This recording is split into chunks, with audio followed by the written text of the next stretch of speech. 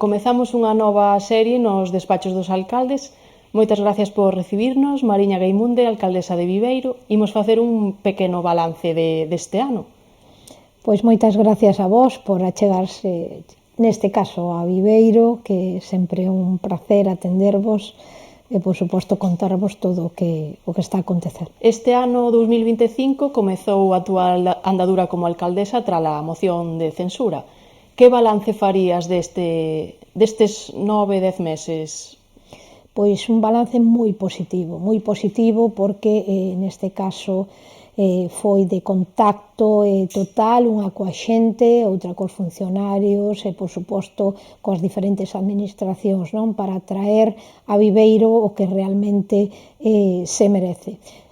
Foi moito traballo de fondo, hai moito esforzo e moitas horas detrás, miñas, por suposto, pero tamén de todo o meu equipo, os que lle quero agradecer desde aquí o que están a facer e, por suposto, a resposta, non? Que está a ter todo o pobo de Viveiro cara a nós, o apoio, a colaboración que estamos a ter para que isto saia adiante. Os orzamentos foron un dos temas centrais do ano. Vexo que estas cifras previstas foron entre 14,5 e 15 millóns de euros. Bueno, contanos cal consideras que foi a principal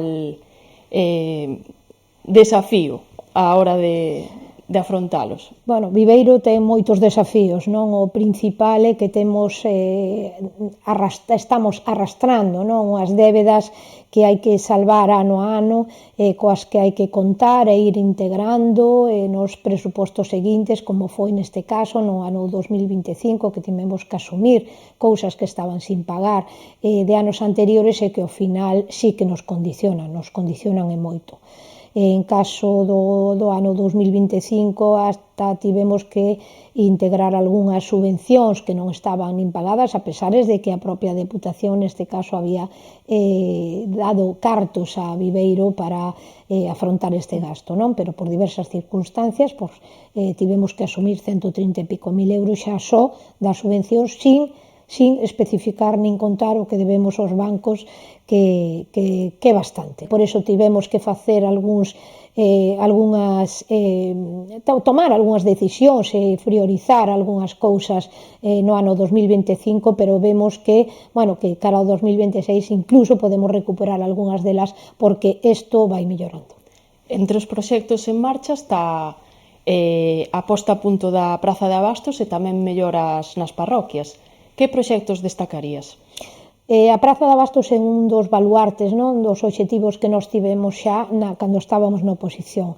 Creemos que é un punto importantísimo, un centro neurálxico que está no corazón, no? do casco histórico, e a parte de seren pois un centro de referencia a nivel tradicional en Viveiro, un edificio en sí que xa ten unha protección especial, unha parte de nós, da nosa esencia mariñeira, que non podemos perder. Nós, Viveiro, a parte de vivir do mar, tamén viviu do comercio, a parte do turismo, que agora sí que é certo que está tomando o seu cariz, non? Pero non podemos perder a nosa esencia, as nosas referencias e, por suposto, parte do que no seu día foi o inicio, o despunte dese porto, desa actividade portuaria que temos a día de hoxe con porto de Celeiro.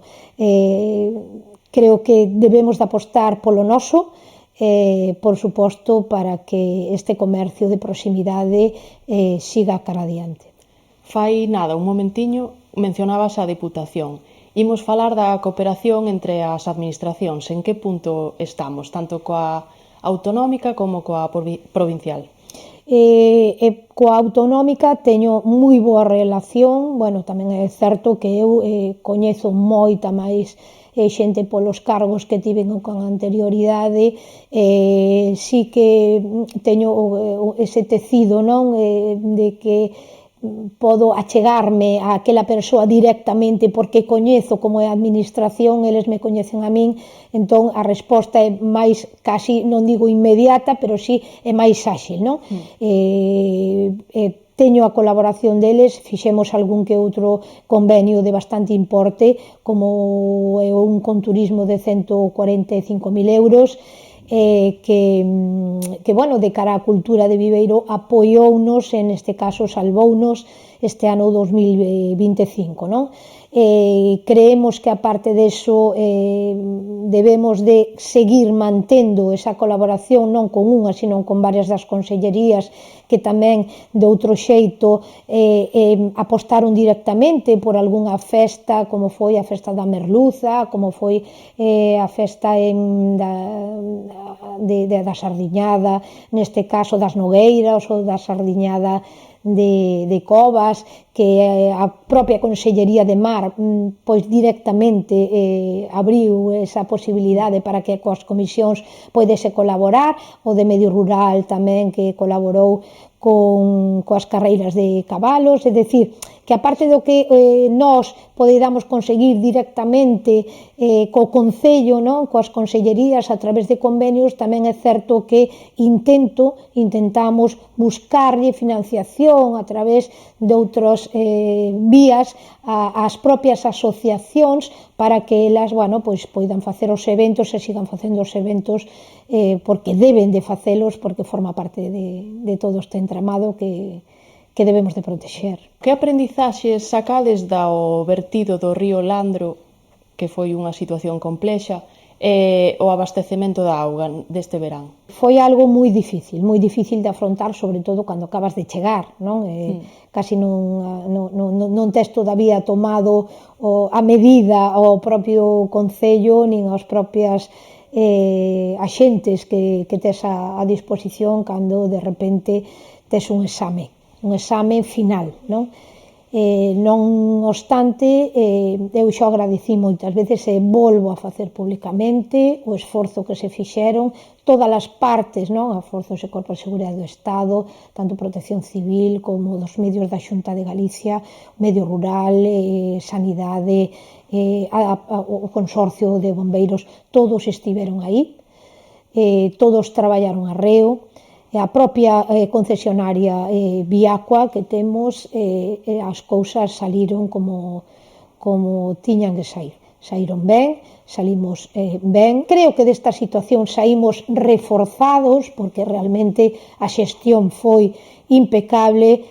Bueno, espero que non volva a pasar, pero sí que é certo que foi unha aprendizaxe de inicio moi importante para estar alerta en calquera situación, para saber a quen tes que chamar, que é o máis importante, porque todo non o podes solucionar, pero sí o tes que xestionar.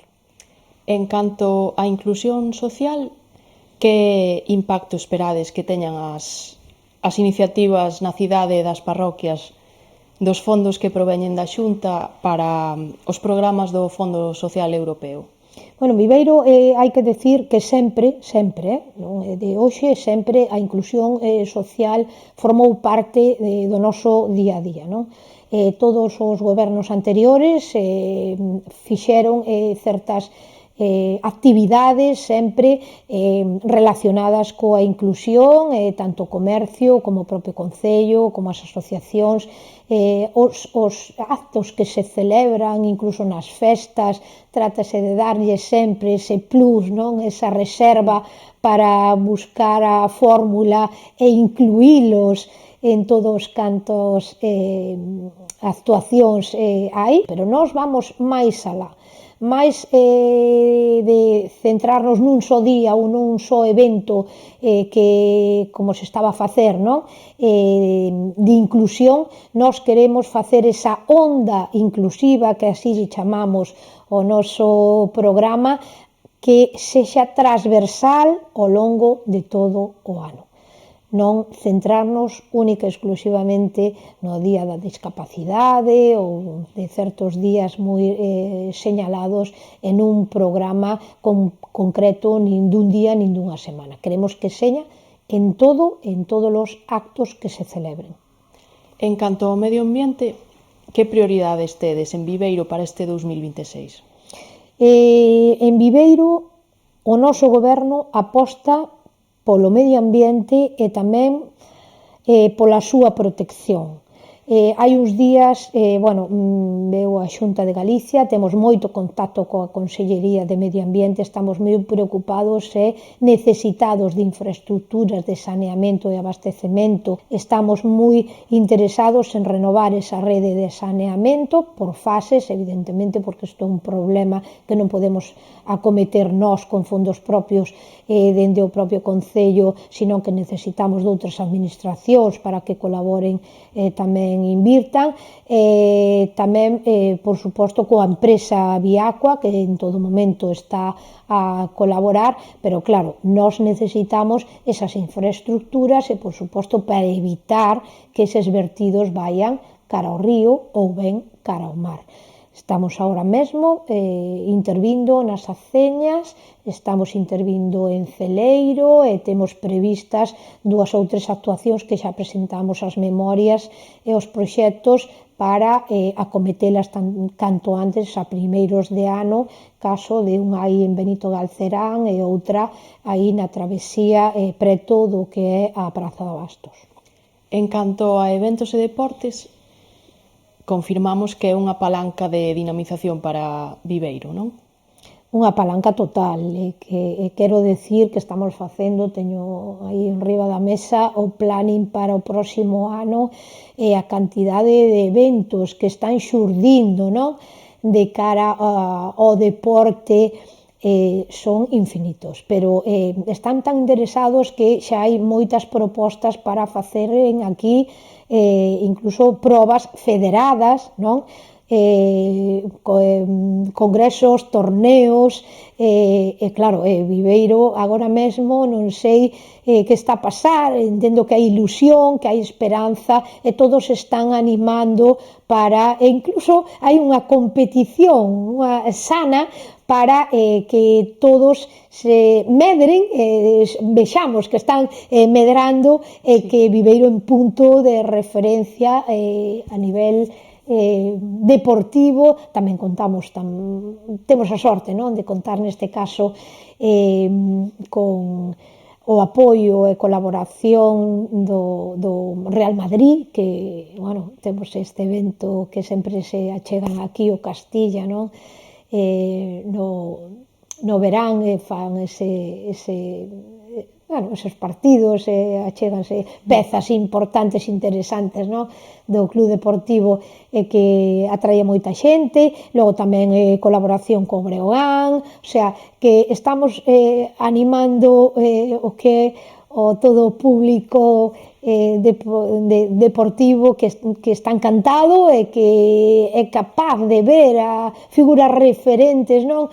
Nos nosos pabillóns e no noso campo, que non debemos de perder, por suposto, isto anima a cidade e anima os propios clubes, non? Neste caso, é o deporte base, porque todo a suma, todo isto faise precisamente para que os nosos nenos, os nosos rapaces, pois se interesen, non, polo deporte, porque ao final só trae cousas boas. No 2025 Viveiro deu un paso grande cara á modernización de servizos e a digitalización administrativa. Mellorou a vida dos cidadáns? Sí, eu creo que sí, máis que vai mellorar, porque estamos buscando a fórmula precisamente para axilizar, non só modernizar, porque en definitiva o obxectivo que buscamos sempre é a axilización, non?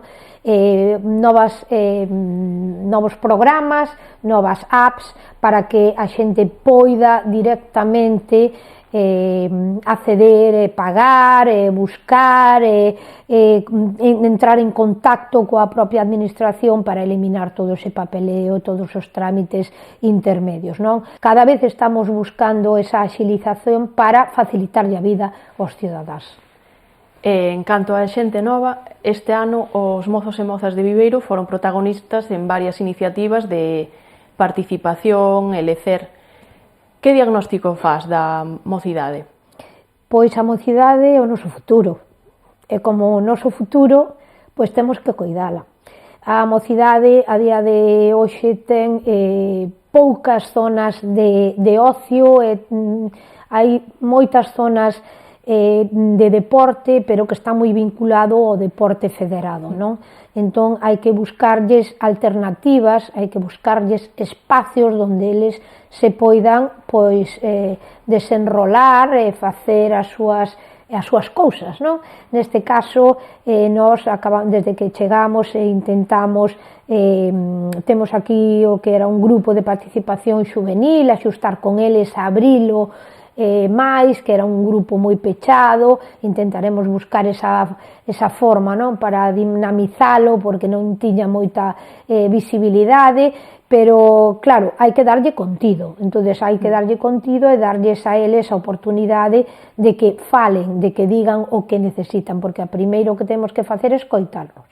Unha vez que os escoitamos, así o fixemos cos maiores, foinos moi ben, non? Están encantados, entón eles hai que escoitalos, ver o que necesitan e despois dar resposta a esa necesidade. Entón, eses espacios deportivos sí que os necesitan fora dos seus entrenos, onde un poida xugar ao fútbol, pois fora do horario de entreno ou nun fin de semana. A nosa intención é seguir traballando nese sentido. Agora en Nadal teremos un aporte, non? nese eido para que eles poidan disfrutar. En este caso creo que van ser nos pabellones Tarrío e no Vilar Ponte, que xa fixemos un novo convenio para poder utilizalos fora do horario escolar, precisamente para poder albergar este tipo de actividades fora do horario lectivo, vai dedicados a eles. Aí haberá varios talleres, hai varias actividades,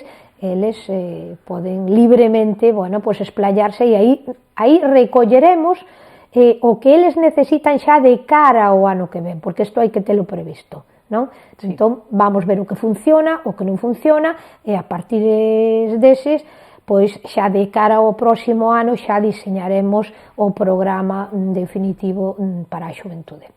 E para rematar, metas e proxectos para este 2026? Quero aprobar o plan xeral, que sei que sona moi ambicioso, que outros dixeron isto moito antes, hai moitos anos, pero é unha prioridade, porque o noso concello está totalmente comprometido e atado de mans, de pés, absolutamente de todo. É moi frustrante que veñan empresas, porque empresas interesadas hai, porque Viveiro ten futuro, é moito futuro. Hai moitas empresas interesadas en asentarse en Viveiro e que non lle podamos dar eses terreos, eses espacios, ou por problemas de inseguridade urbanística non se atrevan, non, a invertir aquí, porque non temos ese plan xeral de ordenación municipal.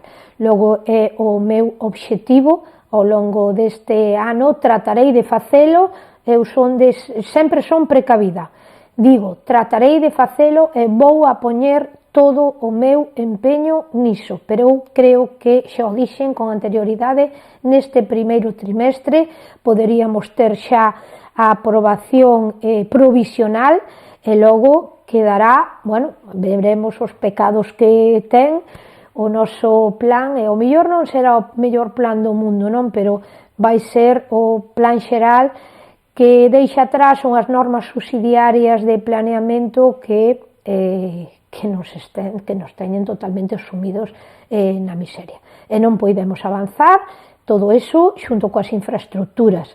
Eu loitarei porque esa variante chegue, esas previsións, inicio da variante, ese proxecto da variante, non son tola, eso non quere dicir que no ano 2026 que esteña executada a variante, porque xa por prazos propios da administración xa é inviable, pero sí que o proxecto ten que estar, está claro.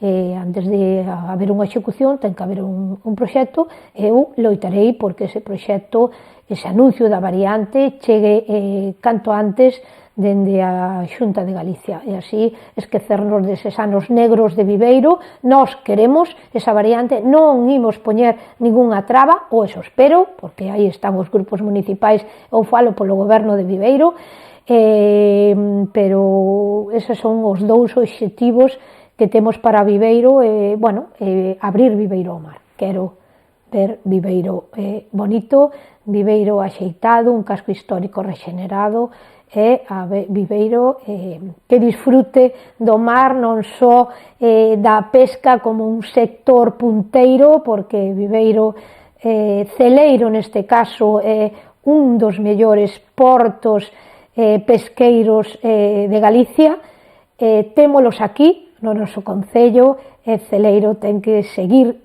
sendo punteiro, e con el o mar. Moi ben, pois moitísimas gracias, Mariña, pola túa xenerosidade, foi un placer. Moitas gracias a vos.